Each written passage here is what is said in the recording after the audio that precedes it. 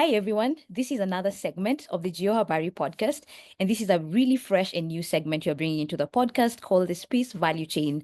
And the entire idea is to dissect the space sector and look at it from different angles to sort of understand the opportunities that lie within that sector, but also what can we borrow from success stories that exist outside of this sector or outside of this space.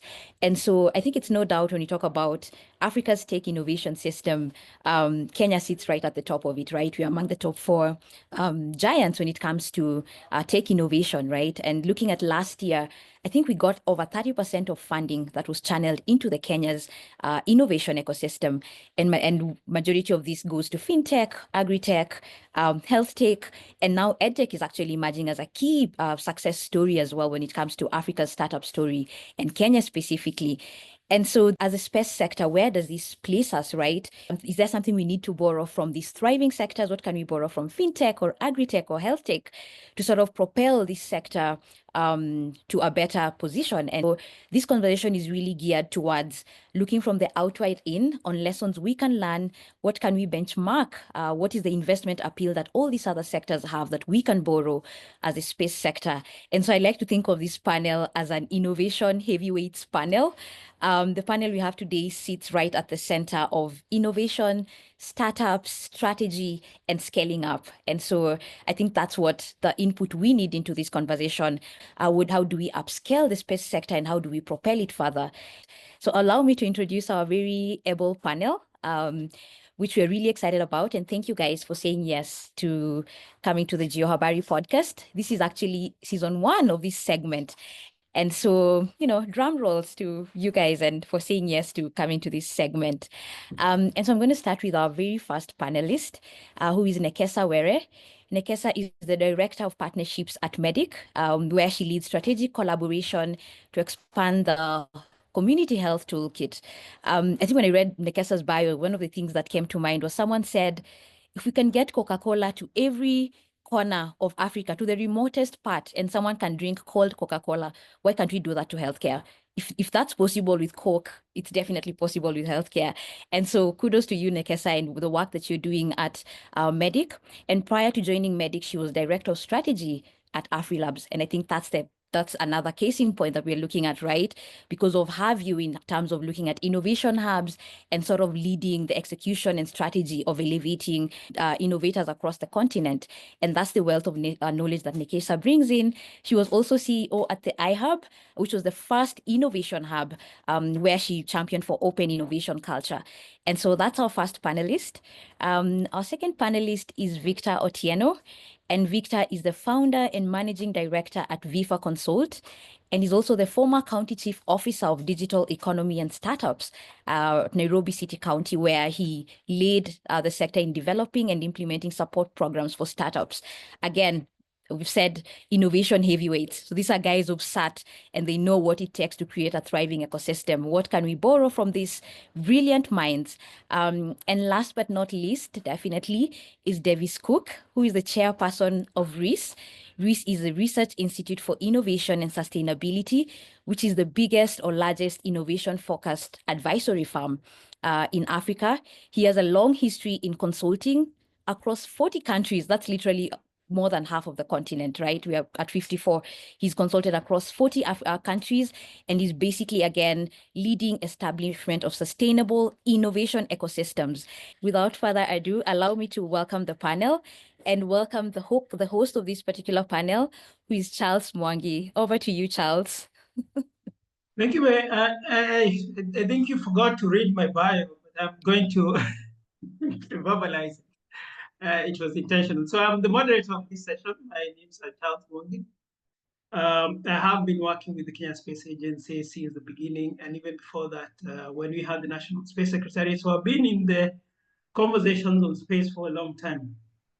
But the reason why we're having this conversation is to try to have the conversation on how we can tap into the other sectors and also take the lessons that the other sectors have been able to develop and grow into.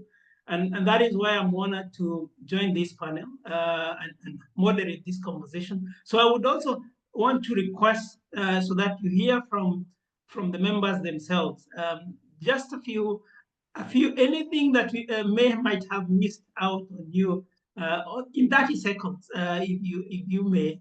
And of course, we say ladies first. We start with Nekesa and then we go to Davis and then Victor. That is the arrangement that you have on my screen. Nekesa, over to you. Well, thanks, Charles. I think we already did such a good job at my introduction, so I'm not sure what to what to add. But I guess what I'd love for people to know about me is that I mean, at my heart, I'm really just a community builder and a partnership strategist.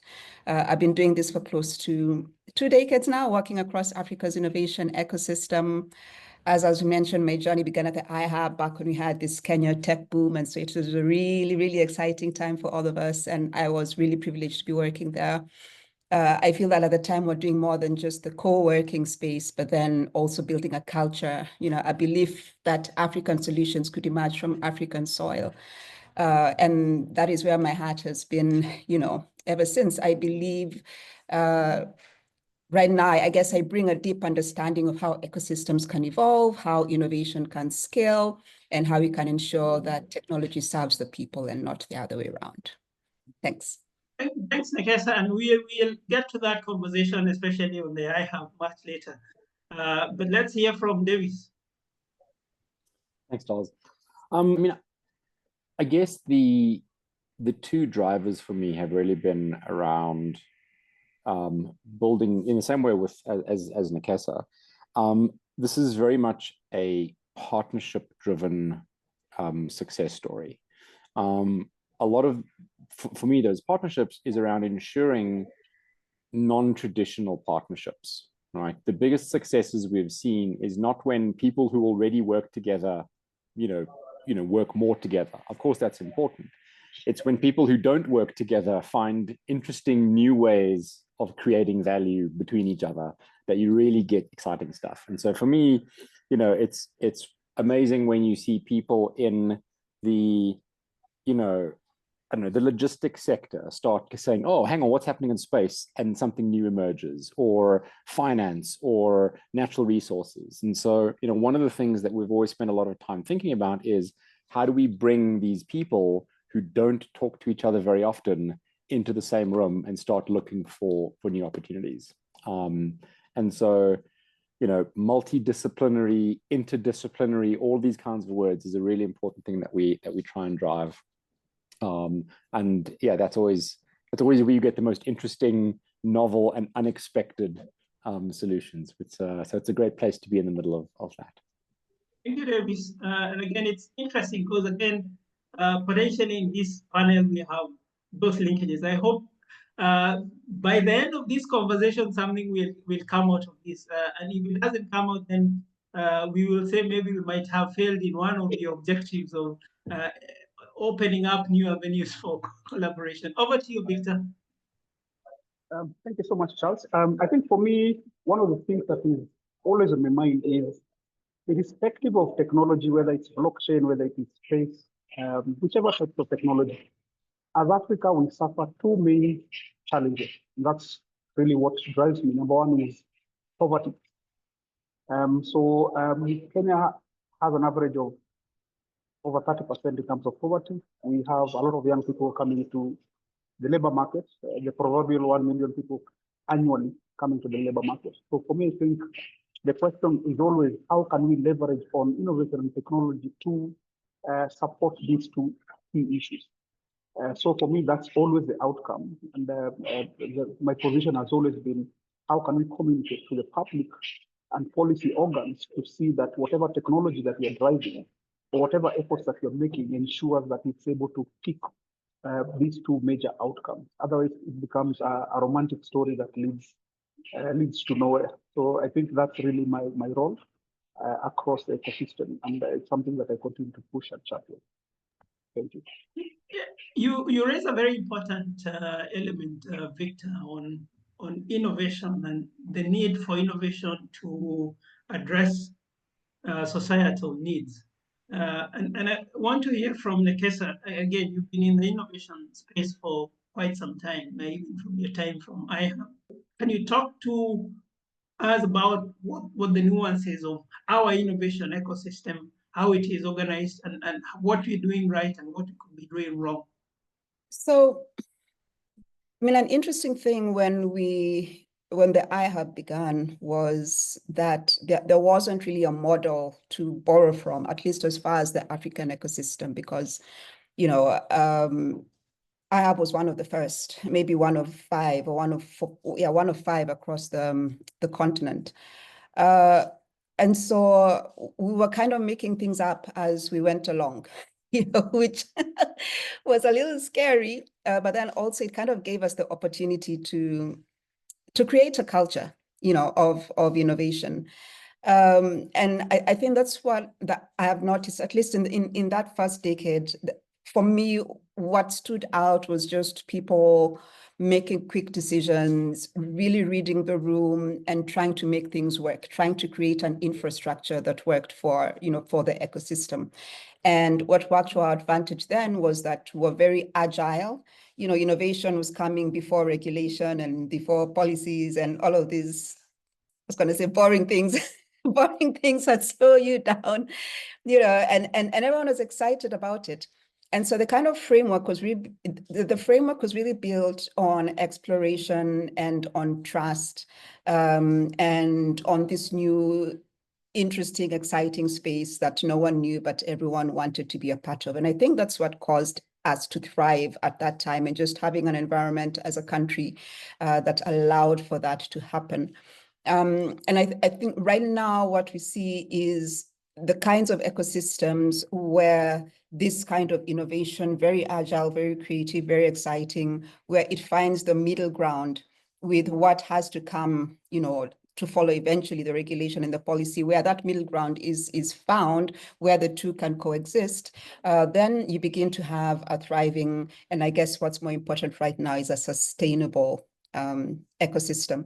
And so if I was to draw one key difference between back then and now, is that back then we weren't really talking sustainability. We were talking, let's just get things done now and see where we are tomorrow. Whereas right now we are more futuristic. We're more thinking about, okay, yes, now, but then also what happens 10 years from now. And so we're beginning to talk about sustainability in all its forms, in the form of scale of the solutions, in the form of funding, you know, for these solutions, in the form of infrastructure that ensures that the kinds of solutions being built can truly last.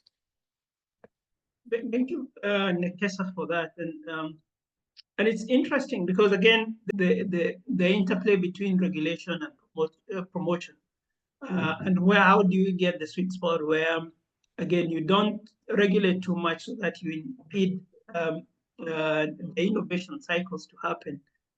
And I wanted to hear from Victor, because, again, you've been in the space for where you've been working on the policy formulation for startups and the like. Can you talk to us in terms of what the state of the sector, especially for the startups and the SMEs, are? Are we finding the innovation that Nekesa is talking about, getting startups where you find out if you innovate, then you're able to translate that into business? Yeah, so I mean, just picking up from where Nekesa has left it, I think the ecosystem has grown in leaps and bounds.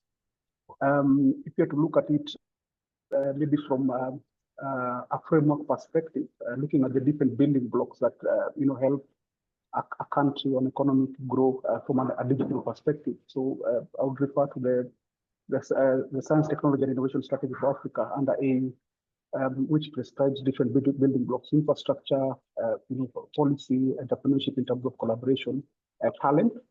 So we can be able to see, and of course, looking at the Kenya Innovation Agency in terms of the master plan and the building blocks, which are very similar. So we can see growth in terms of the different pillars. We can see talent maybe as a strand. We see big tech, you know, by big tech, of course, we are within the Microsoft and the big technology companies setting up shop in Kenya. Of course, coming for talent and recognize that there is very good talent in Kenya. So I think there is growth in that sense. I think also from a funding perspective, again, you can see growth. If you have to look at the different, you know, reports that are coming out, And I think that has been mentioned as well in terms of funding coming into Africa. So this is VC funding, an average of around 20, 27, 30% of funding coming to Kenya specifically. And I think last year, last financial year, talking about 600 million, which is around 82 something billion Kenya shillings.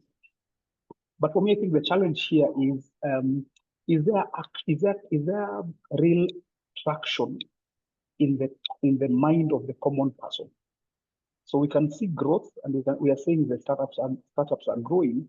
But the question in my mind and in a lot of policy players' minds is there real traction? So we can see funding, we can see activity, we can see people doing this series, we are doing that. We can see a lot of activity, but the question is, are we seeing any significant movement within the economy? Right? Just think about M-Pesa. We 20 years down the line, we still championing M-Pesa as possibly the only technology that is coming from in Kenya. So I think that's a bigger question that I think as an ecosystem that we are grappling with, and there is need for a translation of startup activities or innovation towards real, tangible, to be felt at a very granular or community level.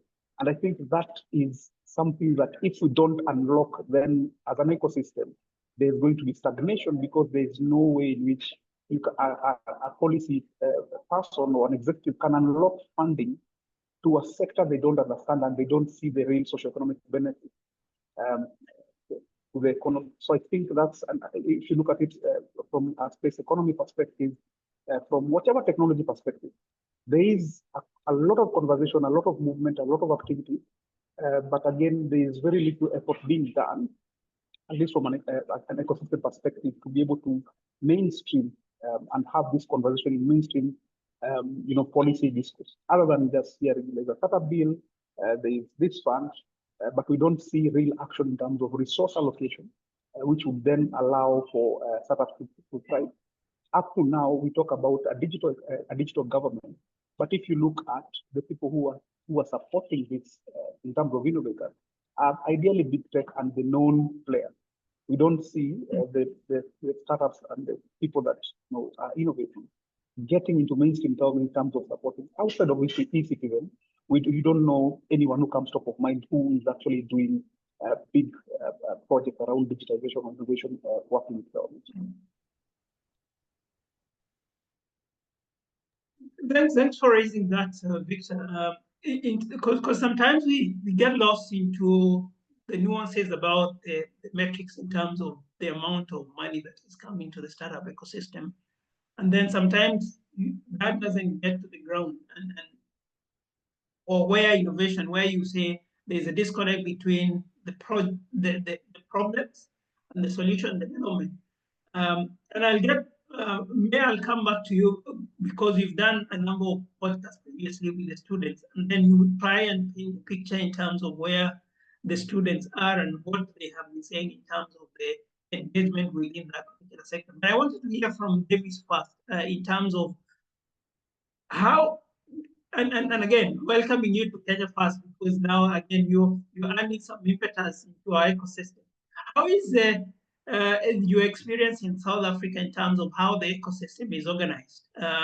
How is it different from, do you still see the same issues or the same processes that Nekesa and Victor mentioned? Did that happen in South Africa? Do you think we are doing something right? Where are we at, and how can we learn from South Africa, or are there lessons that we can transfer to South Africa?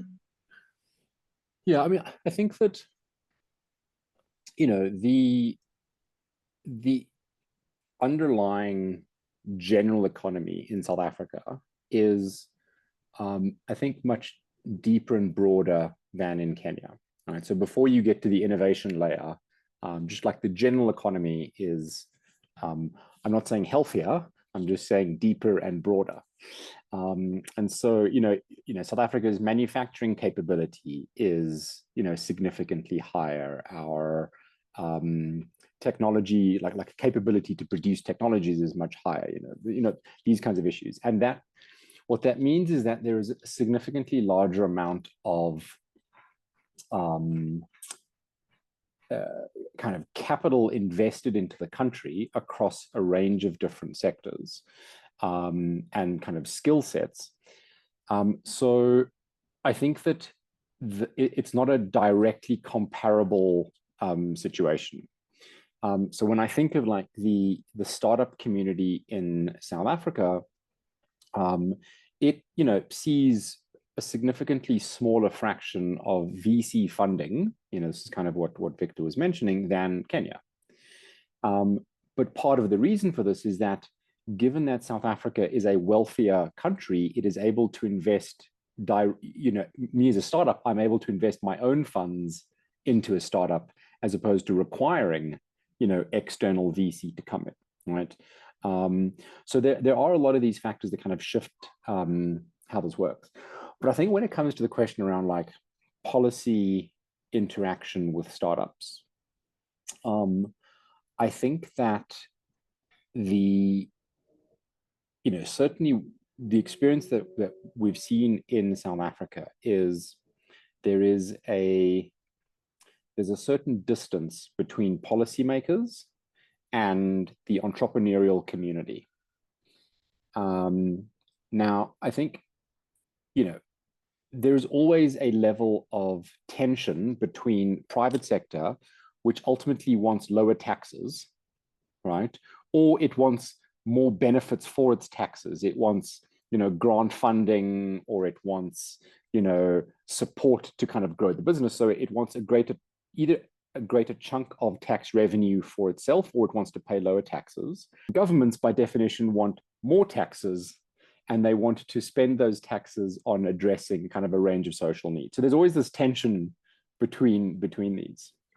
And in particular, at least in the space sector, I think that there's a real gap between the policy regulatory environment and the private sector. And I think that this is, in the long term, going to be a constraint on achieving potential in the South African environment.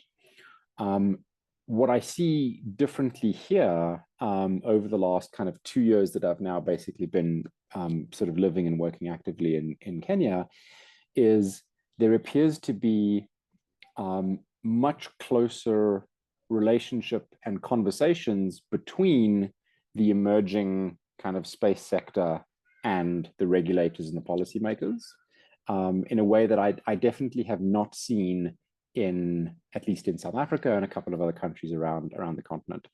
So I think this is a really important and really positive sign, which is that even if we haven't figured out what those answers yet, the fact that people are talking to each other is a really, really critical first step towards building a dynamic ecosystem in future.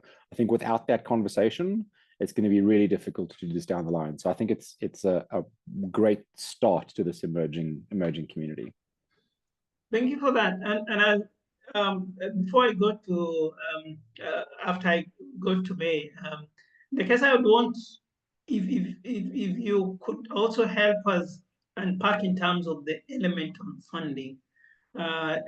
Davis talked about funding being available in country, and maybe from your experience, have we seen this funding? But maybe let's start with May, and then you come to Nekesa. May, in terms of the conversation from the universities, do you feel the students are feeling like they have a grasp of what the issues are, where the innovation is supposed to, how they're supposed to roll the innovation out amongst themselves?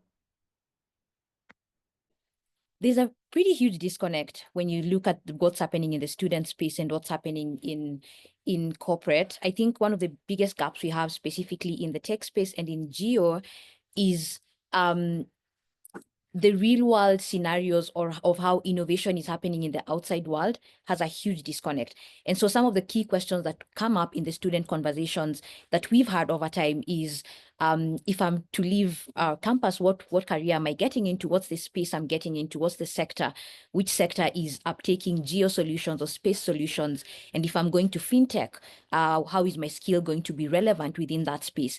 And I think that goes back to how our education is kind of structured, especially the geospatial curriculum, and how that links to currently the innovation that's happening across that space. And so I think from my perspective and from the student perspective, there's definitely concerns around what the curriculum is addressing versus the innovation that's happening across the different spaces. And so I think what really needs to happen is there needs to be a shift in how we are looking at the corporate or the innovation space that's outside of school and bringing that back home to the students for them to understand that this is what's happening in the innovation space and this is how your skills can come on board. But how do we also bring educators and the academia community into this innovation space for them to know, okay, so I need to restructure my curriculum to sort of fit this for us to drive sort of this talent pipeline that's coming out of school. And so there's definitely something that needs to be done there from the student conversations we've had in the student segment of the pod. But yeah, that would be a brief highlight of what that looks like. Thank you. And now going to Nekesa in terms of the funding and having been in the ecosystem. Are we, as Kenyans, are we investing in the innovation? Where is the money coming from for the innovators? Your question is, as Kenyans, are we investing in the ecosystem? I think as Kenyans, we are investing in business. And not to take away from your question, but honestly, Charles, I think the big question, the big issue is, are what we are calling our innovators, are they building SMEs or are they building startups? You know, I've heard funders or investors say that they've looked and looked and looked and they've gotten fantastic pitches, but those were SME pitches. They weren't startup pitches, and they were looking for startups and not SMEs. Absolutely nothing wrong with SMEs. SMEs are the backbone of our economy, but I think it's just important as someone that's building a business to understand what kind of business it is that you're building. And so that may be the first challenge that we're facing, that there are funders that want to invest, but they aren't finding the right businesses to invest in. There are people building businesses which they may feel are innovative, scalable startups that should be invested in, but maybe they are not for various reasons. It may be that they're actually SMEs. It may be that they just aren't building scalable solutions. So I think that may be the first thing to be tackled. And then once we're sure that we have the right kind of startups in the market and funders that want to fund the startups, then we need to make sure that those startups are at the stage where those funders are interested. And if that's not the case, then we need to begin looking for new funders that are interested to take up these kinds of startups at the point where they are with the kind of investment that they need. I've had people argue that perhaps even the people that we call angel investors are not angel investors and are really looking for another tier of startups. So I think there's just a mismatch. Is there great innovation happening? Yes. Is there funding within the ecosystem? Yes. I think we maybe just haven't done, we could do a much better job at matchmaking and increasing capacity of our startups.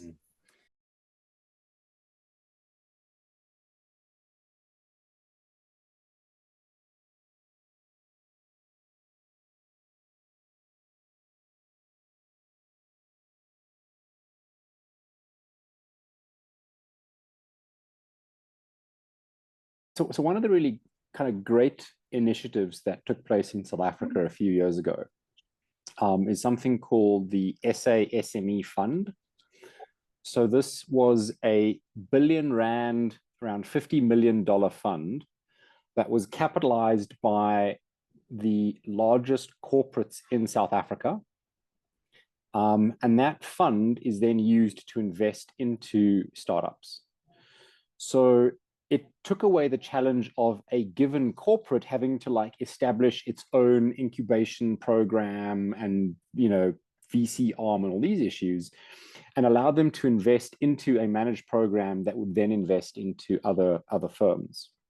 And so the SA SME Fund has now raised like several of these rounds. One of them, for example, was another $50 million fund that was explicitly used to commercialize technology out of universities. This is called the University Technology Fund. So what they've been able to do is get big corporate to establish a common VC pool using South African money to support the South African startup ecosystem. And this has been a fantastic mechanism to recycle funds in South Africa back into the startup community. And of course, it helps address a number of like the challenges that these corporates face and all those kinds of things. So there's a lot of like value out of it. But this is just like one of those great initiatives we've seen where, private sector has been able to really act towards supporting the overall tech cluster in a very hands-off, but very powerful way. That's quite interesting. And again, in terms of, one of the things that I picked out from your definition when you were explaining is you talked about the SME funding, then them supporting the startup.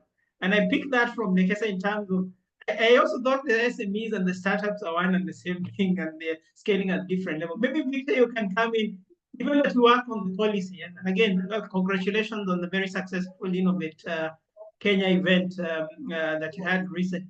You are also in that space where you are getting innovation from the sector.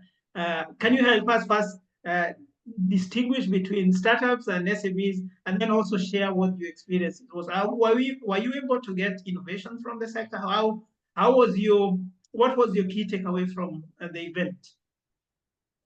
Yeah, so maybe I can respond in two ways. Just before I talk about Innovate Kenya, I think one of the realities that we need to face as a country is that we need also to have a culture change. I think looking at the startup ecosystem, there has been almost like a copy and paste of the Silicon Valley model, where we are seeing startups, instead of focusing on addressing real challenges facing the community, they focus on the VC on the get-go and try to speak a language that the VC can understand and get them funding. So we've seen a number of startups going bust. They received a number of rounds of investment, but after a number of years, they go bust. I think that narrative is really spoiling and is really sidelining people who already have funding within the ecosystem. Looking at pension funds, looking at private sector who already have funding that they would want to deploy, but because the startup is focused on a different type of investor, different model, then they don't spend as much time trying to solve real issues which resonates with the private companies. We have EABL, we have Safaricom, we have Santa. All these companies have funding, and they need some collaboration with the innovation ecosystem, and it's not happening because again our startups have this notion that or idea that you build your business with the aim of getting an institutional OVC from the global north, whether it's Europe or US. And I think that shift has to happen, and the different stakeholders or supporters of innovators have to make deliberate effort to work with the local corporates to solve their real challenges, local communities to solve. Then, of course, we can be able to see a shift in terms of or investment from a local capital perspective. Because whenever we talk about these big numbers, it's always we see money coming from outside. The question everyone is always asking: where are the local corporates? Why are they not playing or investing in the ecosystem? So I think that's a big challenge that we need to address. Of course, I'll not go to the nuances of who the founders are of these startups and which schools they went to. We have a very particular study that we did in terms of successful startups. We see a lot of them are either Ivy League or, of course, there are some biases around the same. And I know these are not a conversation that we can be able to do on camera, but again, that's a challenge that we need to face as an ecosystem. And coming back to why we set up Innovate Kenya. So this is based on my experience, of course, within the ecosystem as well as working within the Nairobi County government. What I have seen is there is a parallel in terms of conversation. So we talk about, from an ecosystem perspective, we talk about how the startup ecosystem is thriving and all. But the question are these innovations percolating into government operations?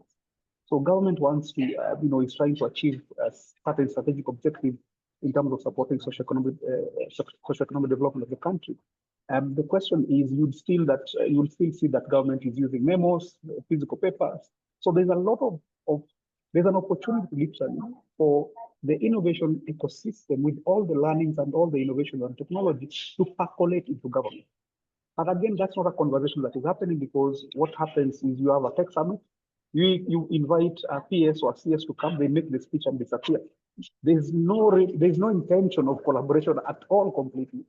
And they are paid because you are speaking very big language, you're speaking good, big English, talking about space technology, talking about Earth observation and all this.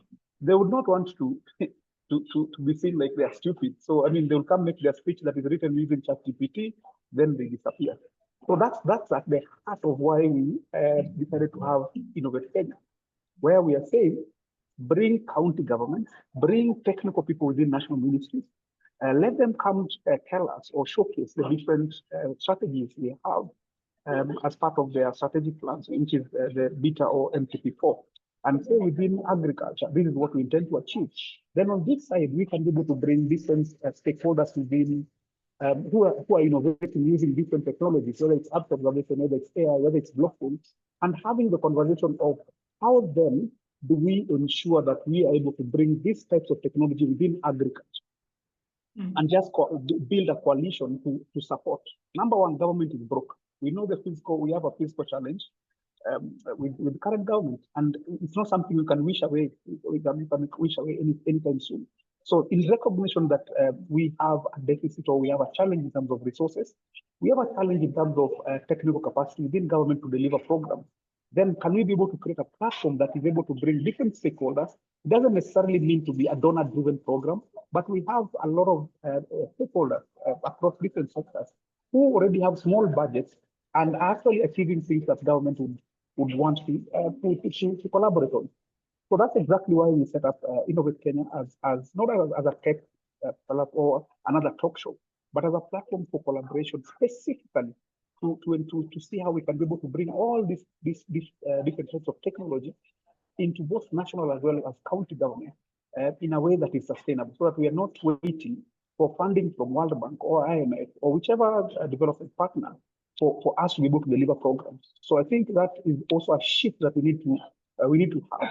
And use that existing resources, just leverage on existing resources to be able to deliver programs for government. And this would achieve two things. Number one, it would allow government to achieve its mandate.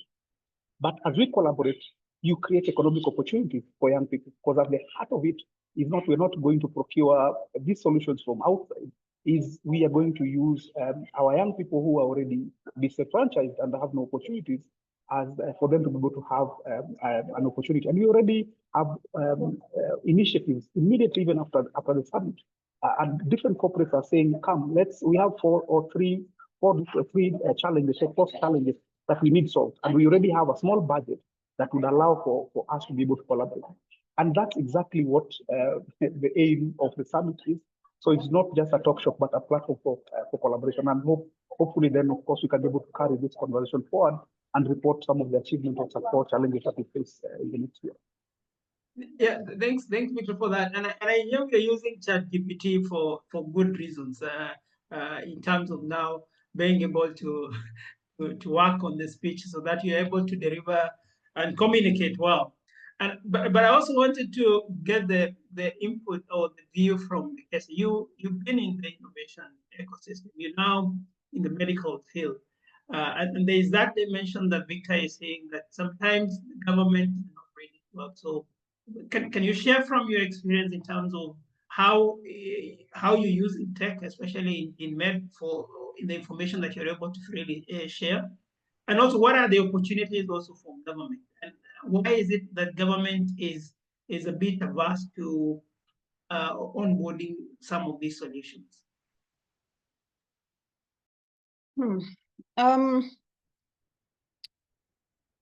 So let me speak from, I mean, that last question you asked was quite hard. Where are they averse? I don't know that I have the answer to that. I have some that maybe are not politically correct.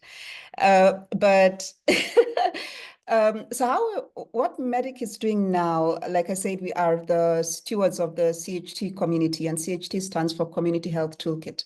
It's our open source tool, which supports different innovators, implementers, governments as they build digital health tools that support community health workers to deliver care basically to the door in some of the hardest to reach communities. And so I think what makes most sense is to share the Kenya experience. And Kenya is actually where we have one of the biggest deployments, I think, in community health across Africa. And this is thanks to the great collaboration that we've had with government, specifically the Ministry of Health, where they have built, or rather where they have used the Community Health Toolkit to build what's called Kenya's Electronic Community Health Information System. And so basically a community health system that's used across all our 47 counties that ensures that at county and national level, care is being delivered to some of our hardest to reach communities, and data or specific community health data is being channeled to counties, to national government to help make more informed decisions around community health, around our community health strategy. Now, why this has worked is, like I said, number one, the government's willingness to collaborate, and also an awareness that no one can go at it alone. And I think Davis brought this up right at the beginning of this conversation. It's impossible to work in isolation. And so the Kenya government has realized that in order to meet some of the big goals that they have around community health, it made sense to align with people or to work with people that were mission aligned towards advancing care, and especially in the digital age. And so they are currently co-leading a collective of us, which is called the Community Health Units for Universal Health Coverage. And this is basically a cross-section of public and private sector organizations, mostly private sector organizations that are wanting to work with the government to advance community health and are working in specific counties across Africa. This means that there's a huge job that we need to do to advance community health, and different people have come in pledging to do a little piece of that job until we get to the ultimate goal. And we are being convened, and we are being directed, and we're being led by the government. Right. And so they have taken proper ownership of this entire process and said, we need you to do this, we need you to do that.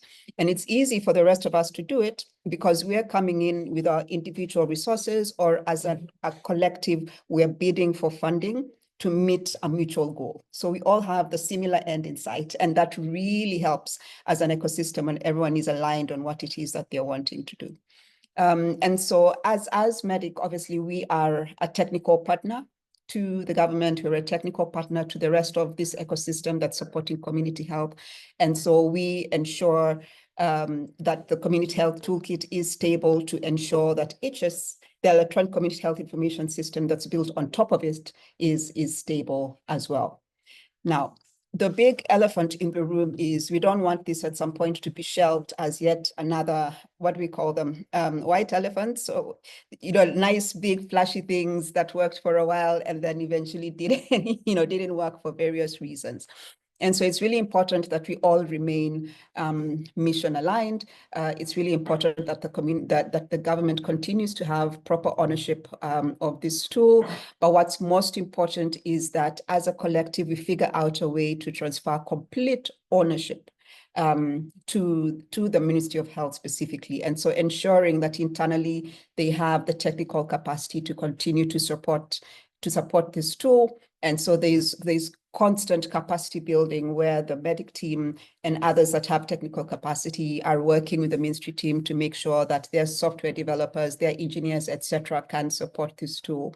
It's really important, I think, more specifically, that they have the funding to continue this work, and so building that trust together with them in a way that they're able to take on partnerships or maintain partnerships, advocating for a bigger chunk of, Victor said that government is broken, it's true, but still advocating for a bigger chunk to go to community health, so that this system continues to thrive and the kind of really incredible data that it's collecting continues to be available to the ministry. So, I mean, just real quick, it's all about collaboration, it's all about partnership, and it's all about the ministry and the government taking complete ownership of the process.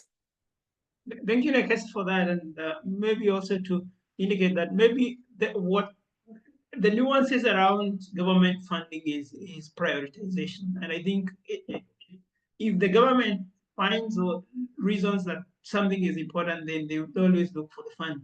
But I want to pivot to Davis. We did an assessment for the innovation ecosystem, and there's also some work we were doing on the Africa EU Challenge in terms of trying to identify opportunities within the sector from across Africa.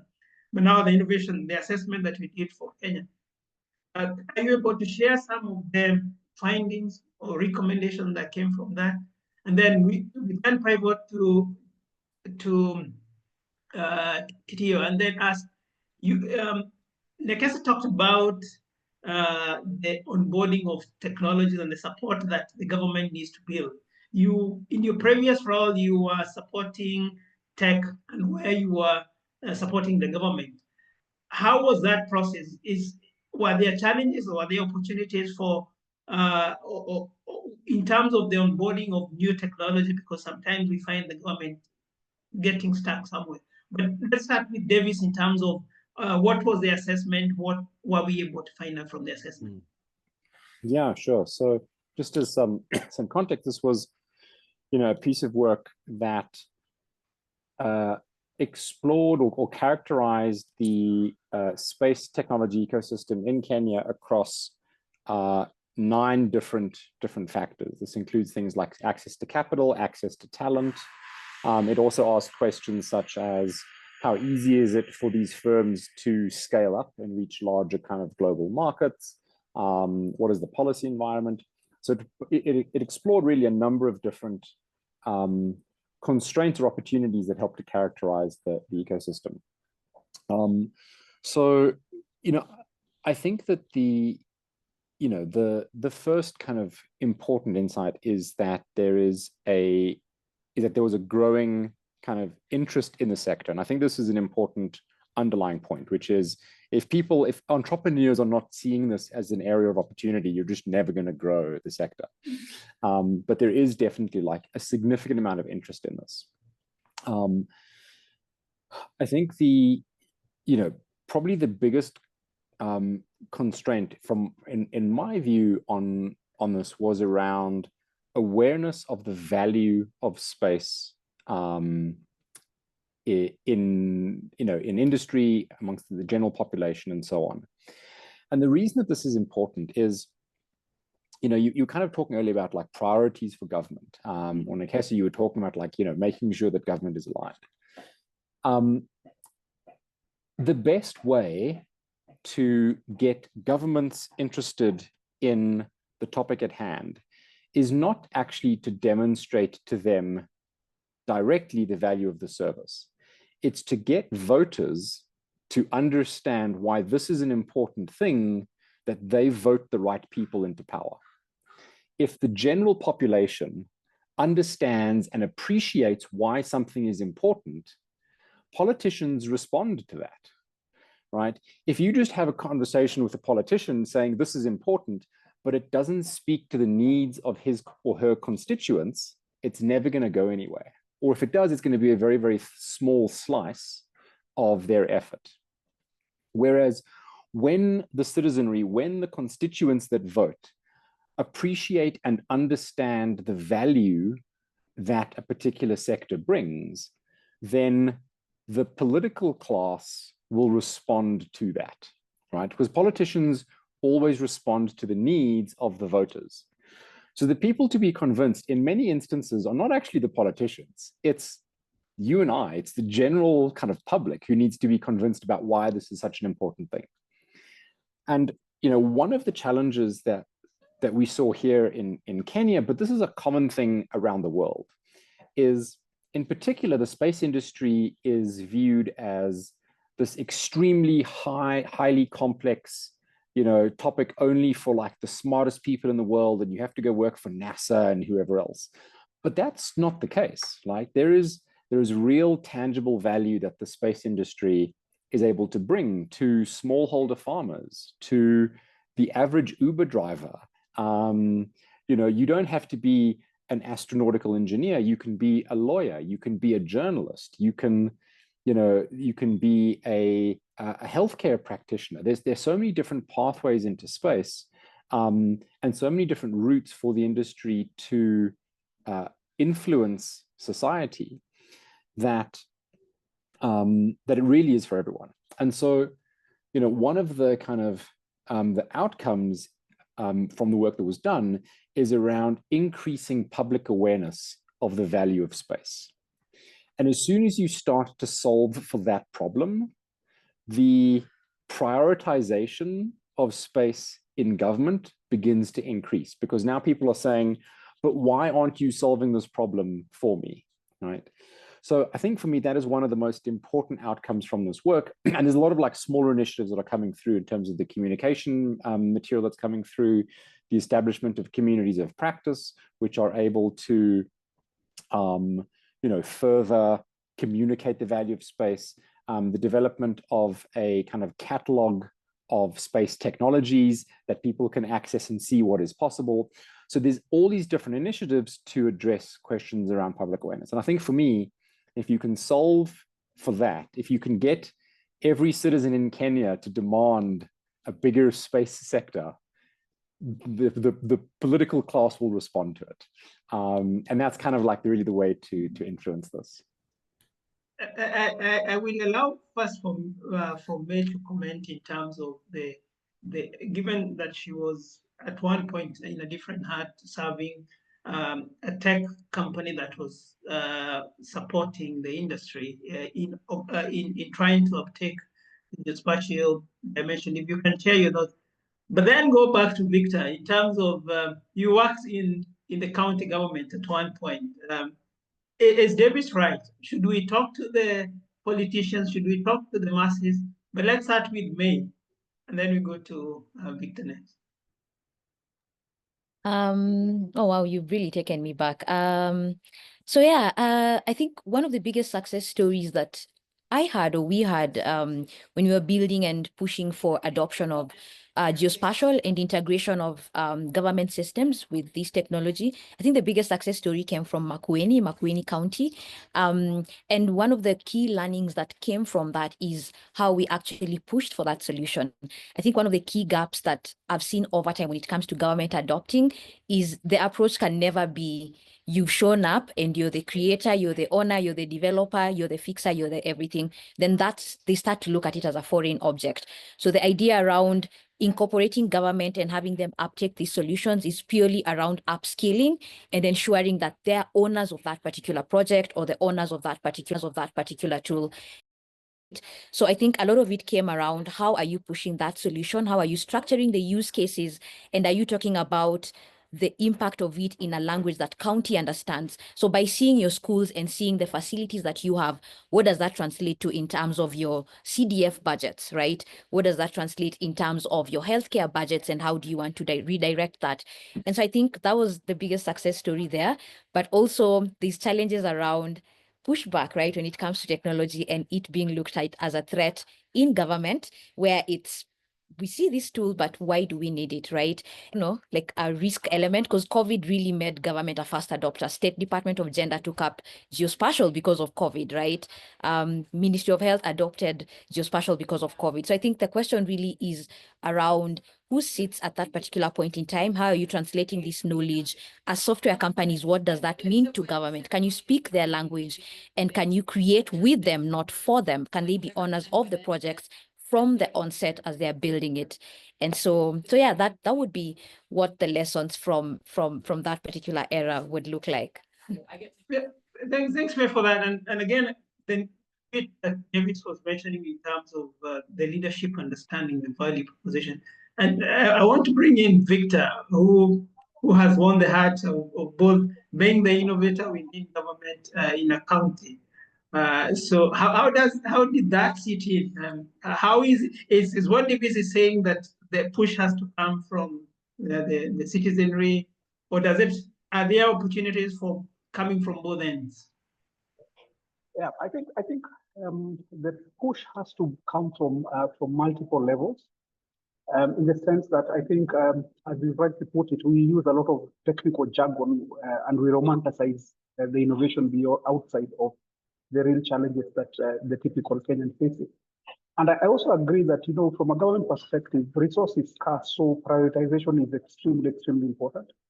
And I think one of the things that we really need to prioritize is to be able to ask, and I think has been mentioned, to be able to answer the question of government is trying to do three things. It's trying to address issues around jobs. If you look at whether it's national or county, they want to create jobs and economic opportunities because that's a big problem. We have very high poverty rates across the different counties, and they are trying to deliver service. So if you look at their strategic plans, the different, both at national as well as county, that is what they aim to achieve. So that is the language they understand. So if you come and tell me blockchain space, without telling exactly connecting the dots as to how this technology is going to address my challenges, which would unlock my budget, then of course you're not helping me. So I think that's the last mile in terms of the communication that has to go out, not in terms of how good the technology is, but how is this technology going to address the issues that the county people are facing in the different sectors, whether it's the governor or the chief officers, NPC, even from a national ministry, is how is this technology helping me either in terms of efficiency, cutting cost, or addressing this challenge? And I think that's the conversation we need to start pushing for. Number two, also, like I said, in terms of culture, in terms of our entrepreneurs, in terms of our innovators, their focus in terms of the way they set up their venture has to be focused from the get-go in getting real solutions for localized problems. Yeah, so that we're not just focusing on saying, I'm building this business because I'm targeting VC funding. I'm building this business because I'm getting an institutional investor from the global north, global north.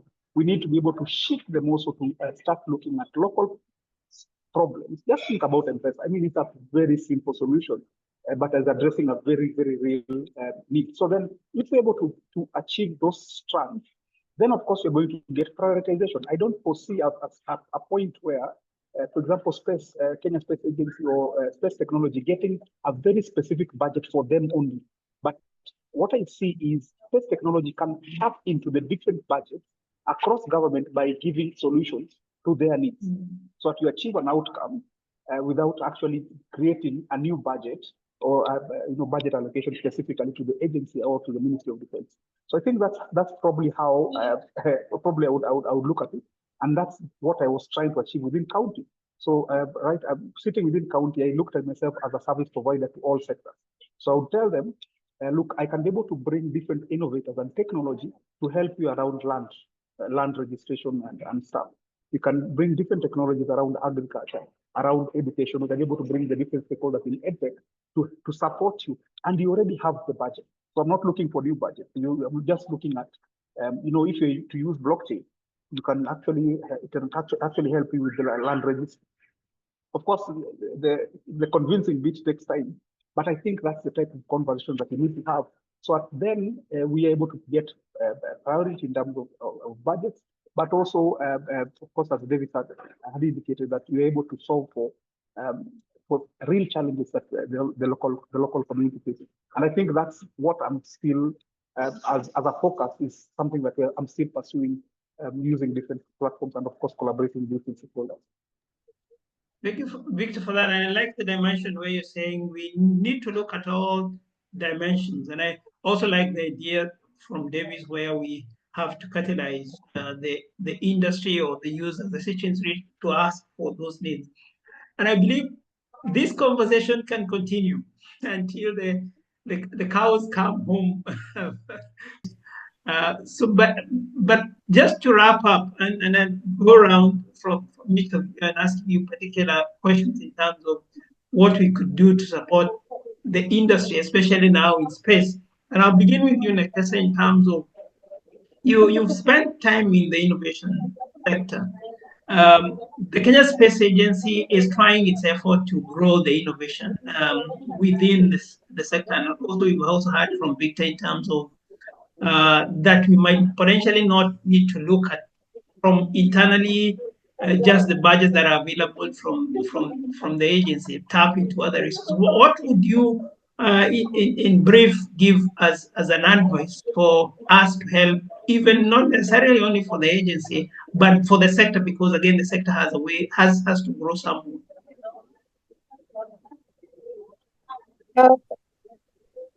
So 4 things. first of all, I'd say start with people, not just the frameworks or the big strategic plans, etc. So understand what people are passionate about, how they want to plug in, and what it is they want to bring to the table. So start with the people. And that means you're starting in classrooms, you're starting in universities, you're starting at the technology hubs, you're starting at government. Basically have conversations with people that go beyond what we're writing on papers and PDFs and so on. And then build ecosystems. And so understand that nothing's going to work in isolation. And so figure out which are the critical paths, who do you need in your corner, and how do you become mission aligned with them. And then third would be access of elitism. Is that elitism? And so basically, one way you could go is say that space is for a certain kind of person, certain kind of startup, certain kind of organization, and that immediately locks out anybody else that could be interested or curious about the space. And so instead, go for access and figure out which are the multiple doors that we could open to ensure multiple conversations happening, multiple funding is happening, multiple people, regardless demographic, geographical, sex, etc., that they understand the kind of work that you're wanting to do. So more is better. And then finally, patience over the purpose, for which and this. And I think a core part where patience really comes in is in the funding. And so the kind of funding that is plugged in here needs to be very patient capital, understanding that it's going to take quite a while to move from ideas and innovators that are really interested in plugging into this space into a place where these solutions, etc., are able to scale and so on. But then other than that, I would also say that we need to be nurturing talent and we need to be nurturing curiosity. And you're going to find that curiosity right at the basics of education and right at the basis of communities. And so we need to be thinking internships, we need to be thinking really creative innovation challenges and competitions. We need to be thinking research hubs and community outreach, and really understanding that the future of tech won't necessarily be in conference rooms, but would rather be built, in the counties, in the classrooms, in tech hubs, and so on. And so just figuring out how we enable all these people that we feel sure would be interested once they begin to get this information, how you ensure that they feel seen, that they feel supported, and that they're being invited to imagine boldly along with us. Thanks, James. Well noted. And again, I like the different dimensions that you bring into the fore. And I want to bring in Davis. You also come from a non-traditional space sector. You have been in space for now quite some time. Maybe you can also, as lessons also, as we seek to grow our sector in Kenya, the space sector in Kenya, there is the element that is mentioned about elitism. What would be your closing remarks in terms of how we could better harness the potential that is inherent in the country to help us grow the space sector? Yeah, absolutely. So I think that the use of the word ecosystem for me has always been very relevant to building out these communities, right? If you think about it in its ecological or biological kind of root, no ecosystem in the world is the same as any other ecosystem. And when you think about nature and your entire kind of ecological system is unique. And of course, there are similarities with other places, but the climate, the soil type, the altitude, all of those things create a unique set of factors that lead to a healthy ecosystem. And so, and kind of Victor had mentioned this earlier, there is no way to replicate a Silicon Valley or any other ecosystem in Kenya. And I think what you find is that the healthiest ecosystems are the ones that are encouraged the most and intervened with the least, right?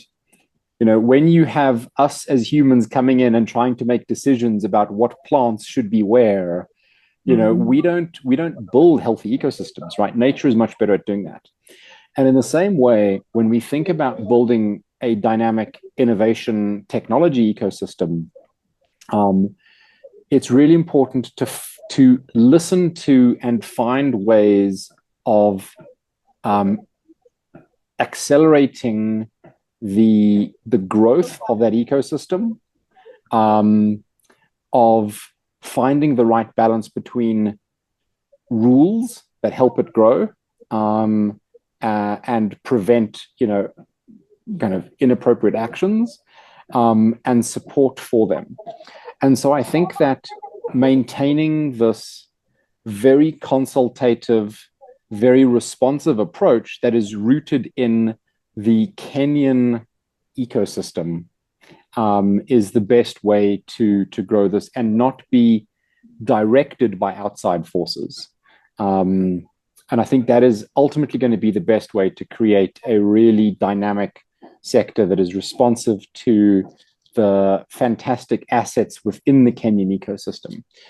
So I think it's really being confident that a locally designed and emergent ecosystem will be incredibly dynamic, because that's the best way for these things to be done, rather than importing alien species into what we're doing. So that's kind of the goal, is let it thrive by being itself. Thanks, David, for that. So we try to avoid the alien. We try to promote the indigenous. Sometimes we use the term indigenous ecosystem. Yeah. And I want to bring in Victor. Victor, we visited a few companies.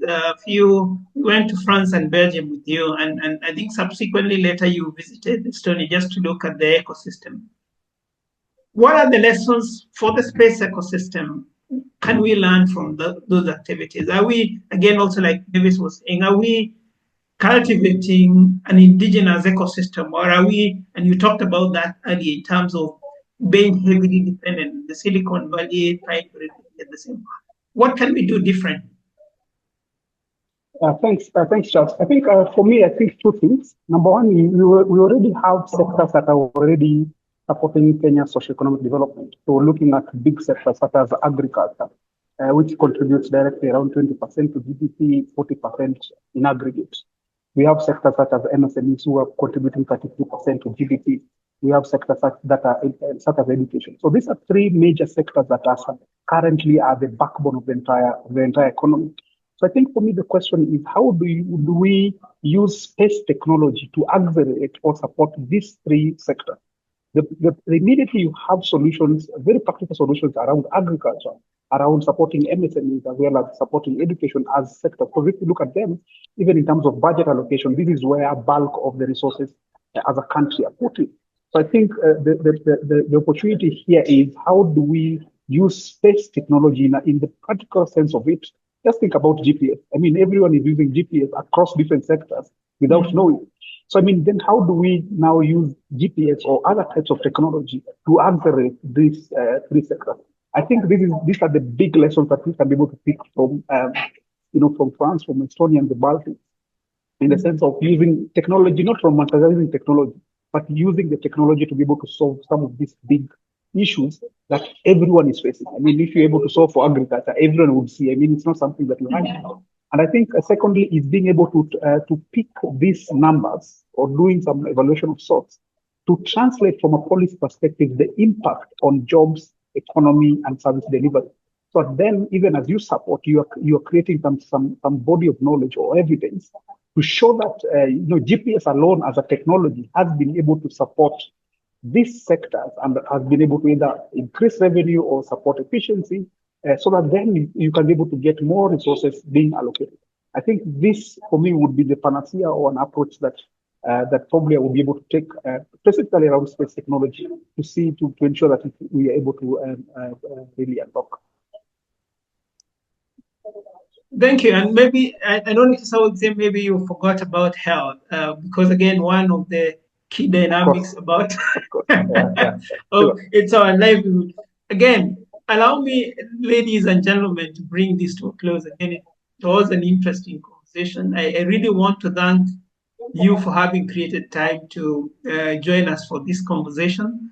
Nekesa Were, Victor, Otieno, Davis, Cook, thank you for your time and for sharing the insight. We hope from this conversation, I know there are other conversations that will come to the fore, but again, we want to thank you for sharing your insight, and that we can continue engaging. Let us continue working together to grow the sector. And like was said, let's see how we can make these conversations go beyond the boardroom or this virtual environment and into the tangible where we address solutions. Again, handing over to May for the final closing remarks. Thank you so much, Charles, and our esteemed panel for this very insightful conversation around the space sector and what we can borrow. I think for the audience, this episode will be making our very first appearance on YouTube. This is literally our first video recording. So we'll have this on YouTube, but as usual, will also be available across all our platforms. So this will be posted on our Spotify page, our Apple Podcast, and Pocket Casts. So stay tuned and do interact with us in the comments, and we'll reach out to the guests with any questions or any follow-ups that we need. Once again, thank you so much for tuning in. This is the GeoHabari podcast, the Space Value Conversation segment. Thank you.